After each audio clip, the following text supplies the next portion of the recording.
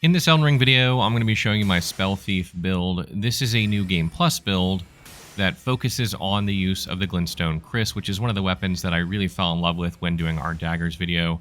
I couldn't decide between it and Reduvia, so I decided to make a build for both of them.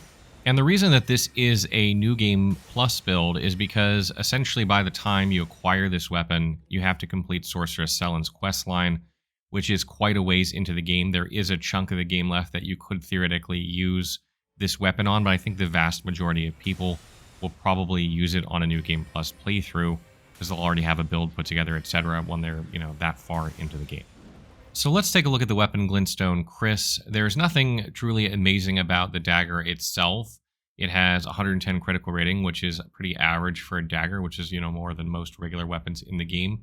The length of it is okay, its damage is all right. It's a pretty light weapon, and it's good for, any sort of dagger build. We're going to go for like critical attacks or backstabs, etc. But what really makes this weapon stand out is its weapon skill, Glintstone Dart. Now, Glintstone Dart operates very similarly to Glintstone Pebble if you've ever used that afar on any weapon. What that does is it sort of shoots out a magic damage projectile that you can then follow up with a thrusting attack if you want. And the advantage of that type of afar is that it gives you a ranged option, although modest range, when you need it. And it also can allow a follow-up, like if enemies get close before, you finish that skill, so you can like hit them right in the gut or something like that. The difference between Glintstone Dart and Glintstone Pebble there's a few differences. First of all, Glintstone Dart does more damage than Glintstone Pebble. It costs 2 more FP, costs 10 FP to use, with 4 on the follow-up versus 8 FP to use and 4 on the follow-up on Glintstone Pebble.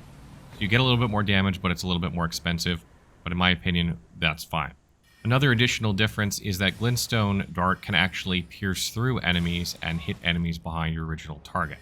So if you get enemies all lined up or stacked up, you can wipe them all out with one use of this, and you can't do that with Glintstone Pebble, which gives it a huge advantage in areas where there are a lot of enemies. Additionally, you can charge Glintstone Dart by holding down the button for additional damage. It takes longer to use the skill, but you get more damage out of it, which gives you bigger bang for your buck when it comes to your FP usage, allowing you to pick off enemies more easily in one cast. So essentially, by using Glintstone Dart, you're going to be able to one-shot enemies more regularly with it, saving your FP, and it's going to carry itself better into New Game Plus than Glintstone Pebble will in a lot of cases. And alongside of this, I'm using the Carrion Knight Shield because we have high intelligence for this build. And I just kind of like the look of it. And you can either put no skill on it and just kind of use it to block when you need to block and be able to use Glintstone Dart easily without having to do anything. Or you can put something like Carrion Retaliation, which is what I've done here, that allows you to parry rather easily because Carrion Retaliation has very good iframes. So you can use that to parry when you need and then critical attack with your dagger, and then use Glintstone Dart as needed by either two-handing it or just toggling your shield off real quick and then back on when you want it. Admittedly, I will say that you don't really need a shield for this build. Like, it just kind of makes sense to have one in cases you want to parry, because using a dagger, having high critical damage, lends itself well to a parry build. But you don't really need it. You'll probably realize when you play this build, like I did, that you use Glintstone Dart far more than you're parrying, but nonetheless, it's still there as an option. Now, for armor, I'm essentially using the Black Knife armor chest piece in order to muffle our movements when we're walking around. This makes it easier to get off backstabs and sometimes confuses enemies when you kill them at range with Glintstone Dart. Can't really figure out what's going on, allowing you to get the drop on them. And if you're playing a Spellthief sort of build, stealth should be sort of a factor in it, in my opinion. And even though you're not like invisible and you're not sneaking around all the time, it does give you an advantage in some cases where enemies just don't detect you, allowing you to get the drop on them. And then the other 3 pieces are part of the Spellblade set. This allows you to get even more damage from your Glintstone Dart, increasing it by 2% per piece. So you'll get 6% here. We're not using the chest piece, so you won't get the 8% you would if you used the whole thing. But I think having the muffled footsteps is a better trade-off than 2% damage. So then moving on to Talismans. Our Talismans are all basically trying to get the most damage possible out of Glintstone Dart. So we've got Shard of Alexander here in order to boost its damage more. Magic Scorpion Charm because the damage it deals is 100% magic damage. We have Ritual Sword Talisman to give us 10% more damage on it when we're at full health. You rarely get hit with this build. It does happen from time to time, but generally speaking, you're trying to avoid getting hit by systematically picking things off either in melee or at range. And then, of course, we have Godfrey Icon because you can charge Glintstone Dart, so this will further boost the damage of Glintstone Dart even more, allowing you to get even more damage when you're doing those charged versions of the skill, which is great. So attribute-wise, at this point, we've got 50 Vigor, 30 Mind, 25 Endurance, 10 Strength, 50 Dexterity, 50 Intelligence, 7 Faith, and 9 Arcane. Don't really need any Faith or Arcane in this build. It's an Intelligence, Dexterity-focused build, so you don't really need that. I would suggest, however, probably increasing your Vigor up to 60, dropping your Mind down to 20, or even going 55, 25.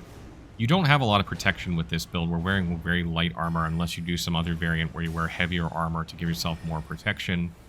You do take a lot of damage when you get hit, and because you're using Magic Scorpion Charm, you're further reducing your resistance. So having more health pool will probably be better here, and you don't tend to use a lot of FP with this build. One charged use of Glintstone Dagger or Dart, is literally 10 FP. So you can get, 10 to 15 casts out of this rather easily, or using a flask at lower mind.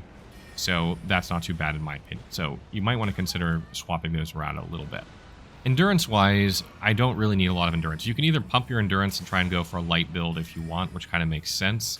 Don't really need a lot of stamina for this build. Glintstone Dart is not that much of a stamina hog, so it's not super important to have a lot of endurance here. So I just went with 25.